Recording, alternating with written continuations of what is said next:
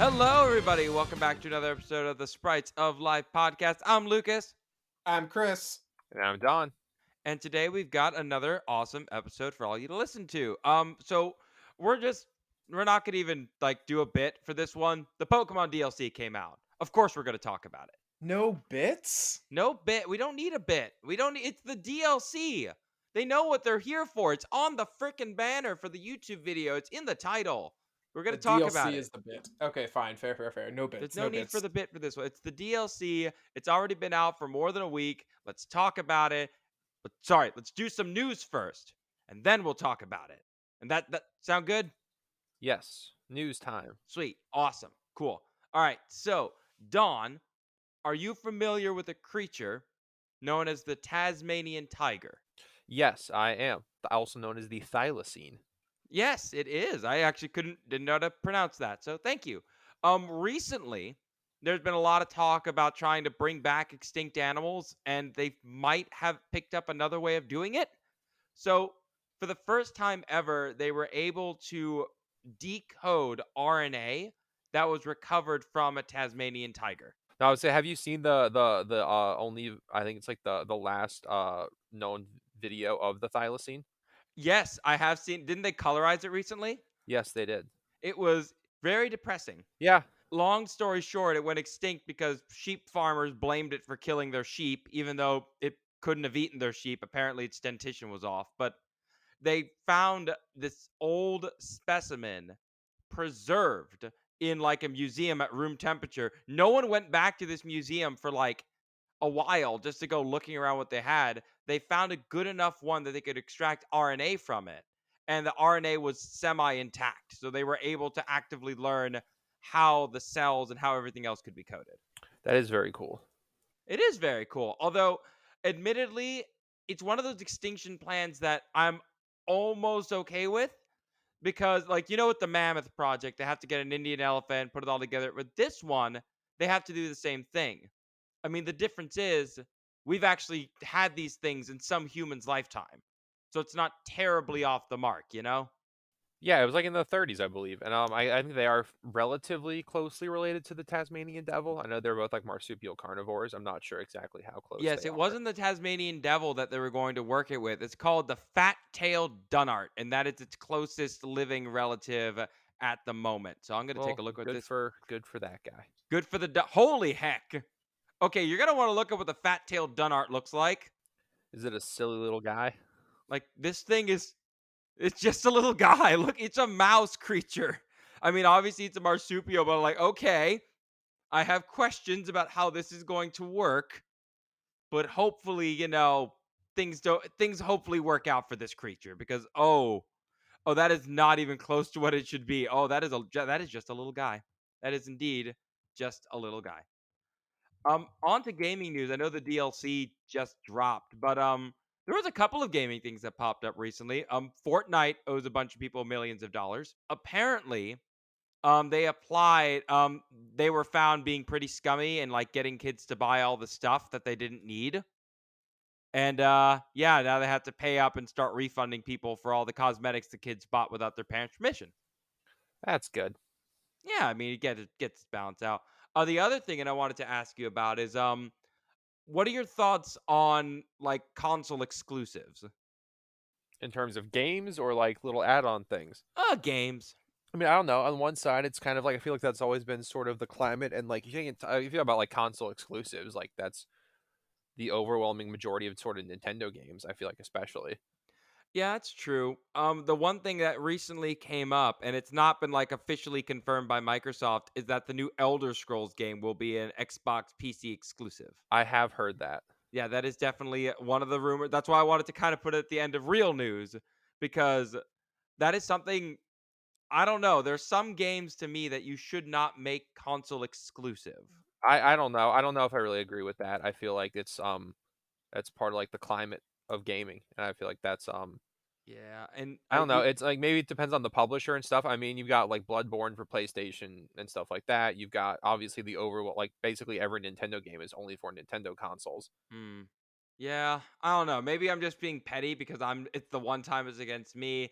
But I mean, Sony is no no blameless character in this either. They've made Spider-Man exclusive, and that was kind of a bummer. Yeah. I mean, given how many Americans like the Xbox is like a Western console, and denying a Western console one of the greatest characters in Western fiction just feels kind of a bummer. Oh, Doesn't what feel do you right. mean? Which character are you talking about? Spider-Man. Oh yeah, but I mean, like I said, I feel like having exclusive characters, maybe if they're just I don't know, maybe if they're like native to that console, like Halo's obviously exclusive to Xbox, but like it's Yeah. always been exclusive to Xbox. But like I guess I could see like being frustrated by it. But I don't know. It doesn't really bother me that much. It's just sort of how it is. Yeah. I mean, Baldur's Gate 3, I'll be honest, when I'm not playing the DLC for the new Pokemon, I'm playing Baldur's Gate. And I'm glad that came out, though. That was great. Oh my gosh, that was so good. All right. So, with all that out of the way, let's go ahead and talk about the DLC. We're not even going to. We're not even gonna stick linger on to this. We're just gonna go right to it. With the new DLC and all the Pokemon that came out with it, before we get to like the lore and all that, which Pokemon are both of you excited to see come back? Oh, that's a good question. From the DLC that were at Yeah, like spec. from that have been allowed in, the ones who've been allowed back. I am excited that Ninetales, specifically Alolan Ninetales, is coming back because one, Ninetales is just a classic Pokemon, but Alolan Ninetales, the Ice Fairy, is I always loved that Pokemon. I love a good Hail setter, and Hail might actually Snow. be. What'd you say? It's snow now. Oh, sorry. Was Hail too violent? Well, no, I mean, well, it doesn't do damage now, Okay, I and guess it buffs. It does a different thing now in its defense. I get that just seems so weird to say snow. Yeah, well, now it's snow. It doesn't do damage, but it boosts the defensive ice type, so it's better. Okay. Okay. I understand the feeling though. We've been saying hail for over 20 years. Yeah. Yes. So either way, Alolan Ninetales, specifically Alolan Ninetales coming back, I'm excited about. I mean, is this because you wanted to pair it up with Articuno? It's really good with Articuno. It's not because of that. Okay. It's weird because I also picked like there's two of my favorite Pokemon of all time came back, and I don't know, and I don't put them on my teams as much as I used to. Yanmega and Mamoswine. I'm so happy to see You them guys are back. literally taking every Pokemon I was gonna talk about, so that's cool. There's one big one left on. There's some good ones. I mean, yeah, okay, these are for like heart reasons. When I first started learning there was a competitive scene in Pokemon, I loved Yanmega with all my heart because he would just go fast. He was big and just go fast. And Mamoswine was one of the first Pokemon I ever EV and IV trained. So I feel good seeing him back, and it's nice to see that he has snow now to keep him alive. Yanmega, I don't know how useful you are, but I love you, you giant mutant dragonfly. But you're cool. You're cool. It's Yanmega's. It's got speed boost hypnosis, so that's something you can do. Mm. Um, throat spray boosts. What's the move? Bug Buzz? Bug Buzz is a sound move, so it works off throat spray. So that's cool. I like Yanmega a lot. I think Mamoswine's really interesting with Terra. It's got thick fat. It's got interesting stats. I mean, I think it kind of wants to Terra a lot. There's a lot of Rillaboom and Urshifu, but I do want to explore Mamoswine's viability. I think it's interesting. Since you guys took ones that I was also excited about, let me find. If you Terra out of like if you Terra Fire on Mamo, do you lose the snow protection? Yes. Yeah. Okay. I mean, you gotta give a shout out as well to Shift Tree. He Oh yeah. got So we had two Shift Tree and who else got buffed? Empoleon. Empoleon, yeah, huge. So actually, yeah, I'll say one. I was excited to get my Milotic back. I've used my Milotic on and off and competitively since like my first couple seasons in like 2014 and 15. So I'm excited to have my Milotic back. But we have a new competitive water type in Empoleon who finally stopped having Defiant as its hidden ability when it has zero physical moves and a bad attack stat. So with competitive, Empoleon I think is really interesting, especially right now when we have like a lot of teams have Landorus and Fluttermane, and the being boosted by Landorus and slapping Fluttermane with Flash Cannon is pretty sweet. And Ensign. And yeah, Ensign will be back soon. Other than that, having Polytoad back is another rain setter is cool, and I think Weezing is going to be allowed. I think there's going to be some interesting Weezing teams with neutralizing gas being how it is. Greninja being back. Eh, You're not excited about the frog? the frog got nerfed. I'm not talking about competitive. The frog is just cool. It is a cool frog, but they kind of got rid of. Didn't they get rid of like the battle Greninja? That was always a one-off thing. That was never like, yeah. Yeah, I know it was a one-off thing. I still kind of wish it stuck around. I downloaded the demo so I can get as many Ash Greninjas as I want. I mean, it goes without saying the DLC is pretty cool. The thing I love about it is that it's the first time in like years that Game Freak has been allowed to talk about its own culture in detail. Like, if you think about it, since like Generation 5, they've always had to focus on other regions and had sprinkles of Japanese stuff to it. But this is the first time since Generation 4 they can be like, oh yeah, this is Japan. This is our home. Let's go ahead and show it right. And they did a real good job with those details. Like they nailed it. They did a really great job. We'll give a minor shout out to Legends Arceus. Yeah, They did Legends get to show a Arceus little was bit in there. like, but that's like ancient Japan. It's yeah, Like, yeah. As I said, not I get what you're saying. There was I'll give it. I'll just give it a quick shout out. now, for those who don't know, the reason I consider myself like pretty cool with this, I got to live in Japan for 2 years during the pandemic. So I got to actually experience the culture in a way that only a few people are. And I was super lucky to get to do it. Even during the pandemic, you get to learn some cool stuff. One of the things that people think is like a stereotype, but is an actual thing, there are rice fields everywhere. Literally any block you can find them. Like, it's outside of the major cities, of course, but if you go like to the outskirts of the city, you'll start seeing like some of the suburbs have like grass planted in them. My neighborhood, like next to the subway station, had grass fields right by it. Like they grow a ton of grass and as much rice as they can in that grassland. It's amazing just how they're able to grow it all. So yeah, anywhere you go in Japan, you'll probably find a rice field, Did big you or small. see people coming to like collect the rice, like in the cities? Yeah, you do. You have people who own the land. You'll see it go through its crop rotation. You'll see them planting it. You'll see them growing. You'll see them taking it and leaving the soil and then doing it again That's over and awesome. over. I mean, they also got the little details right because that little store you go to, like the snack vendors for your items, that's also a thing you see in rural Japan. Like you see those small little candy stores. Like that's awesome that they added that. That's such a nice touch. I mean, it also helps. It helps to understand how weird the culture can be because over 90% of Japan lives in an urban like city. Only about 9 to 8% live in rural towns, and that's not very many anymore. Like there are but even the small towns are like connected with train lines and buses, so it's not like they're too terribly disconnected. It's not like the United States where you have to drive everywhere and you don't have a way of getting anywhere otherwise. So with Japanese small towns, they are currently dying off. A lot of rural towns around the world are, but it's because the kids don't want to stay in the farmsteads or the deserted little town. They want to go to a city. They want to get a better job. They want to use the education they got. And it's become such a huge problem that in Japan they have abandoned houses like that have been abandoned for decades, and then random YouTubers show up and buy them and just try and live in rural Japan, and they usually hate it. How But long do they usually last living in rural Japan? I don't think they last long. Like you'll see the videos of them building the house and like getting ready, but you never see any follow-up videos of like the people living there for like a year or two. Like you don't see many follow-up videos. So I have to assume they just kind of fell off it.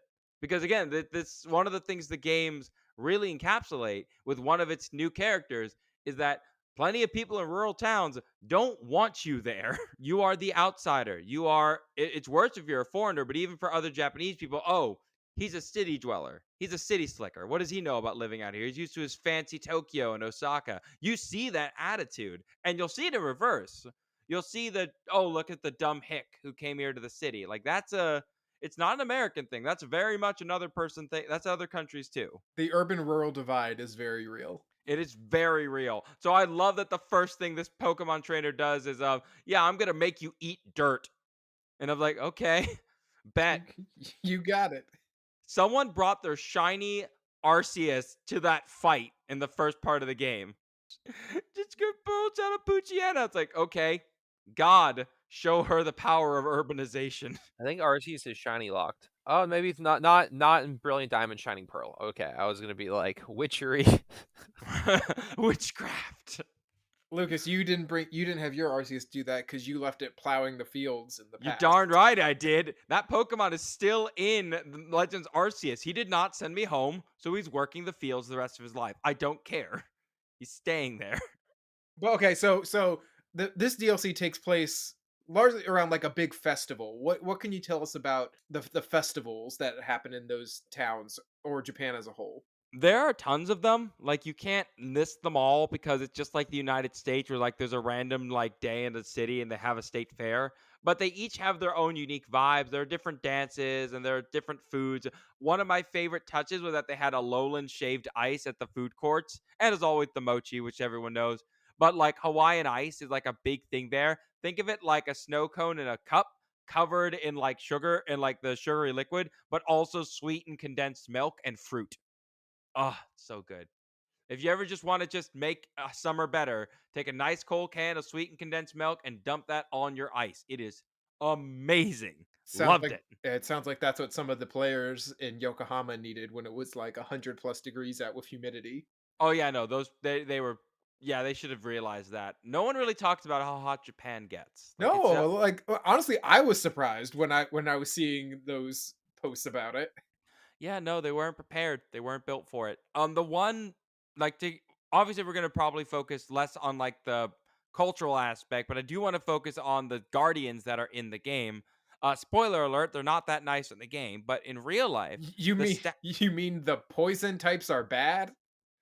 yeah. Next I'll tell you that the dark type means evil. Will that blow your mind too? There's only I can okay, sorry, quick divergence. How many quote unquote good poison types are there? Because I can only think of two. Are we counting the anime?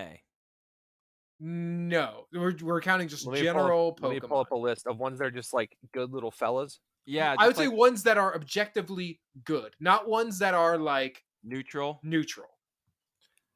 Okay, objectively good. Okay. Um, Aha, aha, ha, ha. Nido, Nido King and Nido Queen. They're good parents. They protect their kids. Okay, well, okay, okay. they're good to their. Galar we isn't Gal doesn't Galar Weezing like clean the environment? I was thinking Galar Weezing and Alolan Muck. Yep, they're objectively good. I'll give Okay, you well that's that. because you've never had to fight minimize power of alchemy, Alolan Muck. This is true. It's bad. It's bad. Bulbasaur is a cute little guy. Bet. I would say Venusaur. The Venusaur line is neutral. Yeah, Bull it's crap. Look I at think it's neutral. Bulbasaur. Look at him. They That are is hogwash. they are not do-gooders. They are just neutral. They simply are. How dare you? That is blasphemous. I No, I don't disagree. But disagree. you've made a fair enough point that they're not like the. Doesn't one of them make plants grow or something? Which that seems like a nice thing. No, it's Torterra, I believe. Torterra makes the plants grow. And it's not poison. Anyway, yes. So poison type's not always so great. The three guardian statues, the ones that they're worshiping around, those are based on the Inari Neolego statues. frolics like a small child. That's nice. Which one? Neolego. If this is say it frolics like a small child. Neolego is good because it brainwashes you into thinking it's good. Yeah. I mean, I'm a huge Neolego fan. I wish we had Neolego back right now. I want Neolego back. He's a good boy. He's a very good boy. In any case, the statues representing Inari, the fox spirit, that's what they're based on. So if you've ever played Ghost of Tsushima, the fox statues you see around in that game, they're based on those statues, and depending on where you are, they can symbolize a couple of different things. The big thing that I love was the red cloths around them. Like when you see those statues, they symbolize divinity, and the game has a really nice touch of giving all of those markings of sorts to the trio that's in that game. I mean, granted, they're all evil markings, but it's worth noting. But of course, the star of the show has to be our little Oni friend, which we'll get to at the end. The ogres of Japan and their history and lore is pretty nuts, but they do carry a ton of myths with them, and usually they are the villains in the story. They are almost always the villains. They are almost always the bad guys. The one example I have that they are not the bad guys is the story of the Red Ogre, which is a children's story about how an ogre who is scared, who wants to be friends with the village, has his one friend attack the village so he can defend the village, and they would be friends with him. But then he loses his blue ogre friend, which is really That's sad. kind of like Ogre Pond. Yeah, I mean, it's similar. We'll get to that because there is a real major story connected to it. Like they took from one of the biggest Japanese myths. But like I said, the most interesting part to me wasn't the new Pokemon. It was that attention to detail of like, hey, we get to show off our culture in a way most people don't talk about. They don't talk about rural Japan. You don't talk about how the festivals are there. You don't like remember how interesting this culture is. Keep in mind, these aren't like the state fair in the United States that have been going on for only a few decades. These festivals, some of them have been going on for centuries. But do they have butter sculptures?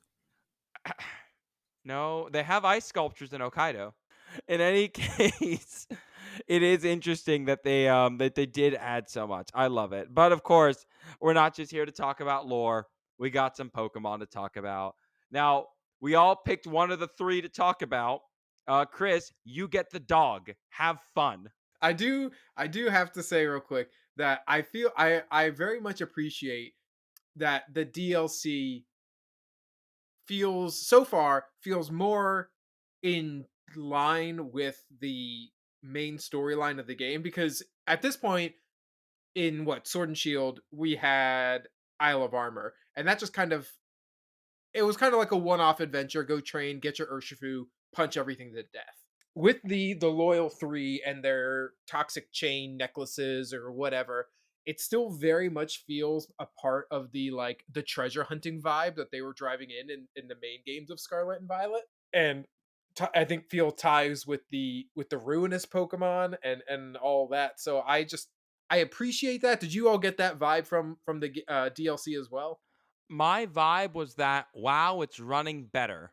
I'm sorry, I'm still pretty ticked about that. That was my entire focus was like finding how glitchy it would get, and it ran slightly better. Okay, so kicking it off, we have the first not so good boy of the Pokemon world. We are finally balancing the scales between the rude cats and rude dogs. There's been a very much one-sided representation of the sassiness of the pets that we welcome into our homes. Uh, Lucas, you might disagree with that. No, actually, in this case, the dog species they picked to be a bad boy, I'm 100% behind it. Go right ahead. So we have Okidogi. First of all, love the name. I know it's a divisive topic. I love the names on these. I've never wanted to nickname my creature faster. I think they're fun and playful. Okidogi, aka Okidoki, based off of the Shiba Inu of that are you find in Japan. And Lucas, have you had a lot of interactions with them? Yeah, in a way. They are the number one dog in Japan for a reason, and that reason is that they are one of the only truly Japanese breeds. They've been through a lot. So at first they were like bred as hunting dogs, and they descended from Chubu, the center of Japan, and were but then got bred into with new Western dogs in the 1800s, and so they lost some of that stock. But then it got worse because in World War II they were almost completely wiped out due to contamination and like all the other things going on with war. Only a few purebred lines survived, and apparently they succeeded because today it is still there today. It is still out there in Japan as of now. My interactions with them have not been great. They're what I hear is that they are very loyal to their owners. Yes, there are famous stories about a dog in Japan that when its master died, it just kept waiting by the train for Was him that to like come back. Hachi, right? Yes, that's it. What was it again? I think Hachi was that dog, if I'm saying Yes, it there's right. a statue of him in Tokyo. People come to visit. He's in the statue's in a lot of video games and anime too. You ever see Jurassic Bark on Futurama? Yes. We don't. I don't want to feel tonight. I don't want to feel that sad. That's what it's based on. That's what it's drawn from. But the reason this dog makes me feel a little weird is that they are super loyal to like one person, but that one person better know how to train a dog. These are not a starter breed, but everyone I met in Japan starts with them. Like it's the dog you're supposed to get. It's like culturally, hey, you need a small dog. Here are one of the major options. Take a Shiba I think it's Inu. one of the 6 native Japanese breeds. There's six. Yes, there are a couple of different ones, but they all kind of relate to the Shiba. They are very stubborn. They are temperamental. They are very much like a dog that's smart enough to know, yes, you told me to sit. I just don't wanna. Yeah. And it's just one of those things. Like so many times that I was walking home from work, I would see people walking their Shibas and they would have to drag them away from other Shibas trying to kill each other. Or they were trying to tug at the leash and rip at it, which is just, it showed that the animal wasn't properly trained, which it stinks because I've know some people who've trained Shibas. Like they're not there's no such thing to me as a bad breed of dog. It's just that this one takes so much more effort than people realize. It's like the people who got Dalmatians because of 101 Dalmatians. They got it because the culture told them to. It's like starting with a Gyarados instead of the Magikarp. Pretty much. It's like they don't have enough badges to train them. That's even more like with an Akita, I guess, too, which is just like I think they're actually not as close of a breed to Shibas despite visually, but they're just like a much bigger Shiba. Mhm. Yeah, but originally they were hunting dogs. So they do Yeah, it have a ton of translates to like energy. little brush dog, I think. Yeah, Brushwood dog. Brushwood dog. Yeah. Yeah. Yeah. Still, I mean, the fact that they made it evil shows that they understand that the poorly behaved Shiba is a pain in the butt. When I worked at the doggy daycare, we had a couple Shibas that came in regularly, and they were nice. Like, don't get me wrong, but they like clearly got a little bit of joy from like causing problems. Like one of them would just like he would do it like it was almost like running off cat software. Like he would come up to you to get like pet, and then he would scurry like a foot away whenever you would try. And then he would also jump up and balance on the windowsill, which was very impressive. But like also he would like antagonize another dog or take their toy and then jump up and balance on the windowsill. Yeah, no, it's a dog running on cat software.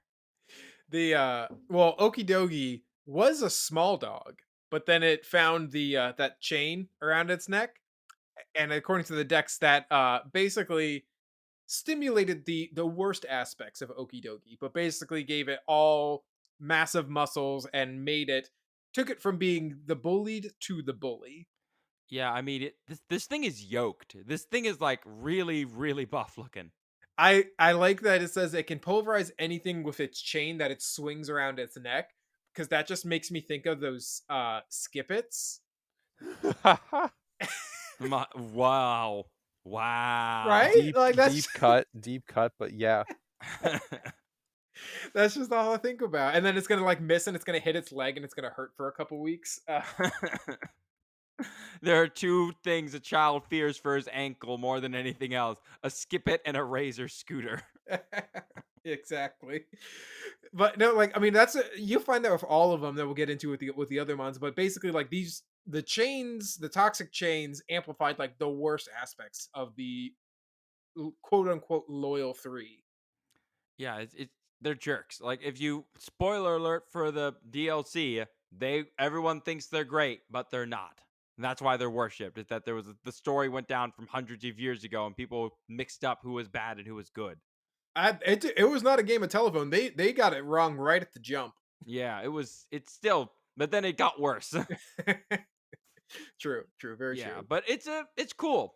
I don't know its competitive usage because I don't know. It's got some weird stats. But Okie of the three, I mean, I would say I haven't really tried all of them that much. Okidogi's like, I've been doing some stuff with an assault vest set actually on a hail team or snow team, I should say. But not running toxic chain. Guard dog is like not a bad ability at all. Yeah. It's basically defiant, but only for intimidate, and you can't get forced out by other by like attacks or other abilities, which it's niche. But I guess if someone's running like red card or something or roar, yeah, I'm not really sure how well it is with toxic chain, but it's got a nice move pool. It's got like all the elemental punches and stuff. I'm kind of a fan of it, honestly. I played a few games with it. My friend was hyping it up. Shout out to Mike. Does it get any good moves? It gets gunk shot, which is good. Poison jab, superpower, crunch, thunder fang. It gets the elemental fangs. I think it also gets the elemental punches, It which gets all are the punches. it's the punches. It gets gunk shot. I've been using an assault vest set with drain punch, ice punch, poison jab, and knockoff. I think. But it's got a pretty good move pool. I mean, poison fighting is a cool typing. I think all of their typings are pretty cool. they're not super common. But yeah, they're pretty cool. We don't get a lot of legendary poisons. This is the second poison fighting ever, I think, after the Krogunk line, right? Yeah. So with the dog taken care of, I got the monkey. Mojo Jojo. Well, Mojo, just stop because you're right. No, it's that bad. So whereas Okidogi got its muscles buffed up, Monkey Dory got its brain powered up. Because he So fell in the Chemical X. yeah, it felt the chemical X fell on him. Now he's got an angst against 3 superpowered kindergartners. Monkey Dory was born. He's got Monkey Dory is just wearing a visor. Monkey Dory is a typical primate. It is way too smart for its own good and has a sick sense of humor. I am one of those people who work with animals who will not work with primates because they scare me. A lemur broke my GoPro. Lemurs are primates that run on squirrel software, but these guys, no. Monkeys scare the crap out of me. But I will take him. He's pretty cool. So, Monkey Dory is a psychic type, and it's a smart psychic ape. We've already kind of done this already with Oranguru, but unlike Oranguru, who uses its like intelligence to learn, Monkey Dory decided to use it to torture and make people dizzy, which is a little messed up. But it is based on a real monkey found throughout Japan. In fact, it's the only monkey found in Japan, and that is the macaque. So the macaques in Japan are incredibly intelligent. They have especially been noted for their tool usage. One story found that a scientist back in the 50s would throw sweet potatoes to them to see what they would do. And within the span of less than a decade, one of them learned how to wash its food, and then it showed all the others how to wash their food too. So either they liked the taste of the salt water from the ocean they were washing in, or they were trying to get the sand off. It was something they picked up and kept on doing. Or they just really got into food safety. Yeah, it's one of the two. And either way, it's pretty incredible.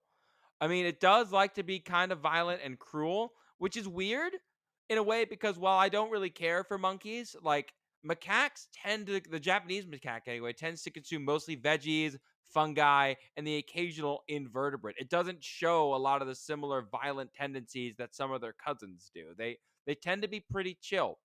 They also know how to bathe in the hot springs, which was something I believe that was learned. I think that was a learned behavior as opposed to something that developed evolutionarily. Very cool creature to kind of base it off of. As for the Pokemon itself, I mean, I look at this thing and I'm like, all right, it's another monkey. Add it to the pile. Like there's a lot of monkey Pokemon. We all know the bit. Like there's a ton of them. But I will say, making a fast, psychically powered monkey, I'm glad they actually give like how many of the primate Pokemon are actually fast? Most of them are pretty slow, right? I'm not crazy. Passimian is fast. Oranguru is not fast. Yeah, I guess, yeah, Galardarm is fast. A Primeape is not that fast, No, he's actually. slow. He's on Trick Room teams. No, but 106 speed. I mean, a lot of people forget how, yes, they're super smart, but they're also incredibly agile creatures. Even without the tail, the macaques are very capable of outrunning just about anybody they need to in order to survive. They're pretty cool animals on their own. Again, not the biggest fan, but I'm pretty cool with this Pokemon existing. And like you mentioned before, Chris, its brain is getting powered up, but all the darker tendencies are coming out. I would like to imagine that without this, it would be using its brain to try and, have tool usage, but instead, keeps to itself somewhere safe where it toys with its foes. So not great. What would we consider good base speed Good base speed, Right now, or just in general? in general? Well, I think over it 100. depends, because right now, basically, like, Ogerpon is really popular and it's fast. I'm asking because I'm trying to decide if we're gonna classify Rillaboom as fast. No. I would say, like, at this point, I mean, if you're over 100, you're doing okay. I would say, like, if you're breaking like 105, because you start getting above some other things. Really now it's like you almost want to be like 110 or something ridiculous, because it's just getting I mean, everything's fast right now. I mean, it beats the Alolan version of speed. I'll tell you that much. I remember those days. Yeah, well, especially with the dynamic speed tiers, things get weird. I'm trying to think of what the some other primate Pokemon though that are actually fast. Passimian, I think, is I don't fast. think many of them are. Definitely not slacking. What about like Infernape? Infernape's got to be fast. Slacking's base 100 actually. Slacking's one of the faster ones. Infernape's 108. It's Sung Wukong. It's the Monkey King. It has to be. Zarude. Zarude is 100, I think. There's a few, but not a lot. Zarude is 105. 105. Okay. 105 is respectable. All right. Any case, monkeys down. 2 out of 3. What's left? The bird. The bird. The It's the bird. word. What's the bird's deal? What is it? Pheasantipity. Oh, kill me. Do you not like the pun names? I don't. Oh, I'm a fan. Pheasantipity is a good one. If there's any you should respect Pheasantipity. Fine, you get the one. I will respect pheasantipity. Someone tell me about this bird. All right, so Pheasantipity is based off a. You guys want to guess? A pheasant. Good job. Yes, so there's quite a few species of pheasants actually, and they're all Eurasian in native distribution. Pheasants, particularly the common pheasant, which is also known as the ring-necked pheasant. That's kind of like when you imagine a pheasant. That's kind of what you see is has been introduced to quite a few places around the world, including North America. Pheasantipity is most likely based off the green pheasant, which is the national bird of Japan and is endemic to the Japanese archipelago. Some people do consider them to be like a subspecies of the common pheasant, but they look different enough to me. They're lacking the classical neck ring that you really see like very pronounced on like the ring necked or common pheasant. I like to point out that unlike something like the bald eagle or something that was like vulnerable, these animals are still like a least concerned species. There's plenty of them out there, which is pretty good for a symbol, an animal symbol you didn't wipe out. Well done. Yeah, especially when it's like one that's delicious too. So, like really good job Lovely. not eating all of them.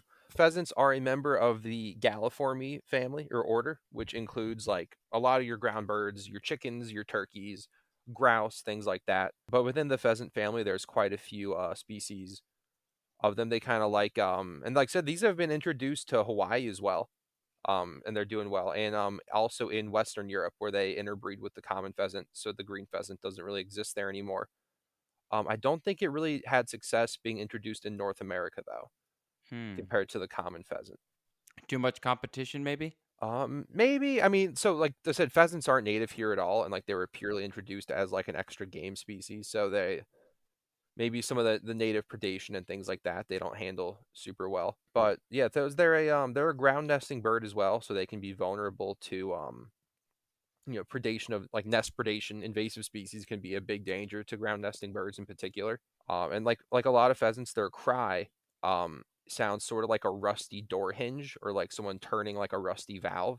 That doesn't sound fun. I mean, it makes it easy to find, right? Yeah, yeah, and they're omnivorous. They eat like small animals as well as grains and plants. They're actually the invasive in not the green pheasant. I think it's the common pheasant is invasive in England in the UK, and it's actually a problem there because they eat the native adder, which is a vulnerable species. Oh dear, that's not great. I mean, this one of these legendaries that have been added to the game, like apparently according to the decks, it's its voice that's getting the boost.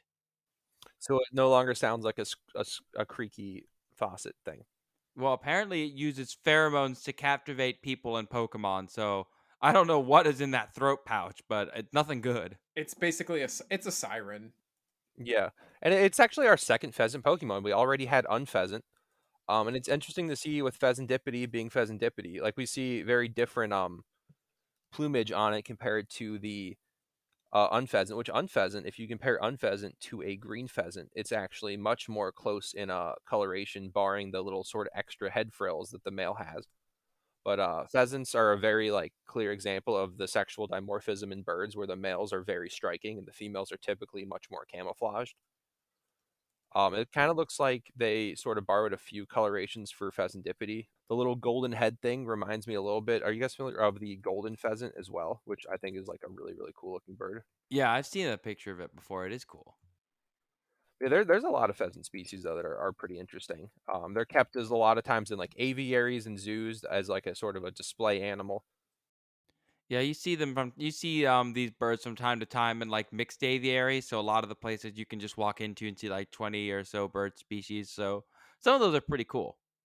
Yeah, I think they're fairly they do fairly well with sort of having people around and stuff. They kind of remind me of like how wild turkeys will be, where they get pretty habituated to people. When I look at pheasantipity, either this is a male Or if it's somehow like, obviously, they don't tell you male or female for most no, it's 100% male. It's already on the gender ratio, so we know. So It's a I mean male. that makes sense Yeah, it's given so the fact pretty. I that wonder it's a what the I would love to see what the female version of it looks like. It's just, like, really drab, no toxic anything, just kinda like, "Mwah." what if it's just an unpheasant? Yeah, that's what I was thinking. It's just an unpheasant that got its hands on the toxic thing. Who knows? Poison Fairy is a really cool typing though. Poison fairy is a very cool typing. I'm not And also, like, I feel like it doesn't really take advantage of Technician. so it has a few. So one, I think of the three of them, I think this is the best user. Well, so first of all, I guess Monkey Dory is the best user of Toxic Chain because it has Frisk as its other ability, and now that we have to use open team sheets for competitive, you have no ability Yeah. basically. But I think this one is a could be a good user of Toxic Chain. It's got some good spread moves with Dazzling Gleam and Icy Wind.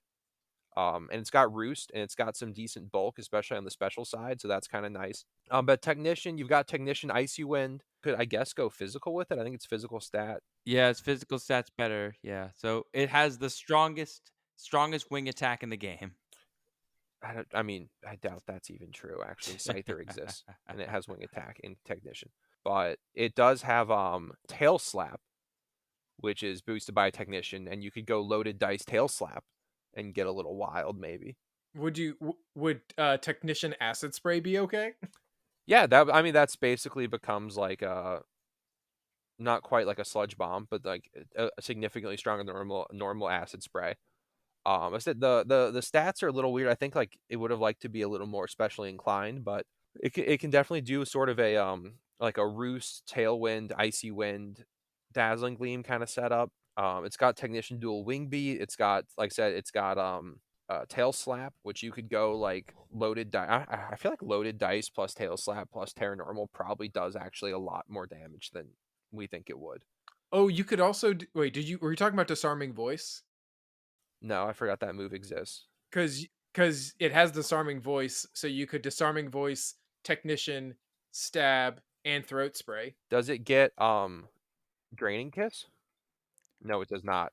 Okay, No, that's that would've been a unfortunate. good one. Well, also, if I remember right, aren't moves that are below 60 base power, if you Terra into that type, they're boosted to 60 base power. Are So they really? Disarming Voice becomes 60 plus Terra plus Technician. Ooh. Plus Stab. Yes. Yeah, I mean, it's worth a shot. I mean, all these are worth a shot, to be honest. I mean, they're new Pokemon. It's a new system. We don't know what exactly they can do until we start getting them on the field. Yeah, of the three, I think it's maybe the least straightforward, but I think someone's gonna have do something creative with Pheasantipity though. I like it as a mon. I like the design. But yeah, I like all three of the Royals Now, loyals. if we want to talk straightforward pain, we got to talk about the star of the show. Ogerpon is a menace. It's all ogre now. It's all ogre now. Ogerpon has taken the scene by storm. Yeah, that thing is gonna beat the meta with a stick. Well, Literally. it's because it has 7 types and abilities. Yeah, it's not even a joke. This thing is a menace until that new turtle comes out in the next one, and then it'll probably be a menace too. So, the reason this Pokemon makes so much sense is because the entire story, the entire thing is based loosely on the story, the Japanese folktale of Momotaro. The story goes that a child was sent by the gods in a giant peach. When the family decided to open up the peach to eat it, the child climbed out, Was the explained, child's name James? no, it was not James. Shut up. Oh my god, is James just a Western Momotaro? Okay, hear me out. Hear the story out. Let's see how this works. Here those are okay. So the kid grows up to be strong as heck, and then hear me out, him and a group of animals go on a quest to go beat up some Japanese ogres. That's the story. The story is a kid going to beat up ogres. Were those animals a dog, a monkey, and a pheasant? Booyah! Full points. A dog, a monkey, and a pheasant were bribed into working with him because he gave them some food. They fight the Oni, they overpower the demons, they win, and then they take all their stuff and live happily ever after. But yeah, that the whole game, the whole DLC is based on this one story. And I think that's such a fun little nod. If you're Japanese, you would know this almost immediately because the story of Momotaro is like a very well known Japanese folktale. There are many little art pieces and all this kinds of stuff made about it. So I can't believe that like they would just be so blunt about it. And to everyone else outside of Japan, the majority of the market, it looks like this fun little original thing. Now, my favorite part is Ogre Pond's club. It's called Kanabo, and you see them all the time in Oni artwork in Japanese myth. The fact that they also made it a grass type is a great reference to Momotaro being born from a peach. And there have even been discussions about how its face is very similar to that of an orange species found specifically in Japan. Now, all the lore aside, this thing is dangerous in the game. Oh my lord, what were they thinking? It's a monster. Okay, they were like, oh my gosh, nothing is going to be more breaking than Urshifu. And then they were like, bet. And then they throw this thing out there. Look at him. It's a menace. Does anyone here with better battle experience records want to explain why it's so dangerous? Yeah, so one, what's its base speed? It's fast. Yeah, base 110. Like I said, 110 you're officially fast. Congratulations. Base 110 speed with 120 attack is very respectable offenses. Grass is a really, really good typing to have if you have Follow Me, which this does, because you can redirect things like Amoonguss's spores without being spored yourself. Generally, not having to give up your item slot for the mask could be detrimental, but when you have basically 4 abilities that are all good, that sort of works out. Like Ogre Pond's just so versatile. So the grass form, you have Defiant, so always a good ability to have. And your signature move Ivy Cudgel, you is a base 100 move of whichever type of mask you're holding. So you all have a very consistent, strong grass move. You have Spiky Shield, which is just better protect. You have Encore, you have U-Turn, you have Stomping Tantrum, you have Superpower, you have Low Kick, you have Grassy Glide, you have Play Rough, you have Swords Dance, you have Horn Leech, you have so many excellent. You can go Swords Dance, Horns Leech, and that's just the grassy one. Like you can go like Ogre Pond Wellspring. You get you become Grass Water when you Terra to a full water type. You get a special defense boost. You can be a little more defensively oriented. You can have a Water Grass coverage is good. Ogre Pond the Fire form, Heart Flame Mask. You get a physical attack boost. And like I said, Ivy Cudgel then becomes a a +1 fire move. You get the Terra boost on it, and it has an increased critical hit chance. That's pretty sweet. It's the grass fire type we deserve. Yeah, the rock form is also really. I think the rock form is really good as well because it has sturdy. So you basically have a built-in focus sash, which again on a redirection Pokemon is incredible. And because you're part grass, the most common previous redirector Pokemon Amoonguss, who loves to click Rage Powder, you just say no to the Rage Powder and you just slap whatever's next to Amoonguss. I think it's the Hearth Flame mask that's the most dangerous on account that it gets Mold Breaker and there's like grass Heatrans running around. Yeah, so the Heart Flame, but once you Terra, just as a reminder, because it's something that you switch to Embody aspect, and you no longer have Mold Breaker. I learned that firsthand. I have learned that several times, but yeah, I think the Fire one's very good. I recently have been really liking the Stone Mask for the set having sturdy, and also Stone Mask just beats Fire Mask one every time. Wait, so if you Terra it, it just gets stronger in Hearthflame? So yeah, if you Terra it, their abilities change. They become Embody aspect instead of like Mold Breaker, Defiant, Water Absorb, whatever. And the Heart one, if you Terra it, it gets its attack stat is boosted. So like that base, what is it, 120 attack ends up being a whole lot higher. Honestly, they all do. The Grass one, if it Terras, which the Grass one can actually hold other items as well. You have Defiant, so you Terra and you get a speed boost, and you can still have another items. That's also like you can stack a lot of multipliers on Ogre Pond very fast. And the sturdy one I just like because you can run it with something like let's say Chain Pow, and you've got base. You run it with Sash Chin Pow, and you basically have two very very powerful physical attackers, both of which have focus sashes. Wait, Don, quick question. Can other Pokemon hold the masks? If they do, it doesn't. If they can, it doesn't do anything. So could you Terra one, lose the mask, and then have another Pokemon switcheroo you a new mask? I don't think so. Give yourself like a speed boost and then go like Hearthflame. That would be a menace move. You do get Trailblaze, so you can boost your own speed. This thing is stacked. It has a lot of excellent. Also, again, you get Grassy Glide, so you could also just Terra Fire, get the speed boost, and just also have a Rillaboom on your team, which is also very good. And then just click giant grassy glide. I did find one thing just now that kind of makes this Pokemon suck a little bit. Its shiny is terrible. Yeah, it's shiny. The face just turns green. An unripe peach. It's an unripe orange. Because again, they decided to go with an orange face instead of a pink one. But yeah, I don't know. It's a monster, and I look forward to seeing it literally cudgel everyone to death. And at least till the turtle shows up. We don't know what that thing's gonna do. In any case, I'm pretty sold on this DLC. I think they did well. I like the Pokemon they introduced. I like the shake up to the meta. It's not completely falling apart. I think hopefully when the Switch 2 or whatever comes out, it'll run even better. But I'm happy with what came out. I'd say this is it appears to be keeping with a trend in that this is a like very very small initial DLC with a little bit more meat coming second. But I feel that there was more in this than there was in Isle of Armor, because Isle of Armor was just fight mustard, take some photos with Cubfu around the island, and call it a day. Yeah. But I think it did well. Well, anyone else have any last things to add? I will say, coming up, Lucas, we have our October month, which Don and I, for our listeners, are very big fans of horror and spooky time in general. So we are going to be having some spooky time episodes coming up for our 2 episodes in October. I swear to God, if it's just Rain of Fire. I swear to God. Rain of Fire is not a horror movie, Lucas. Well, on that note, thank you all so much for listening. Have a wonderful rest of your day or night.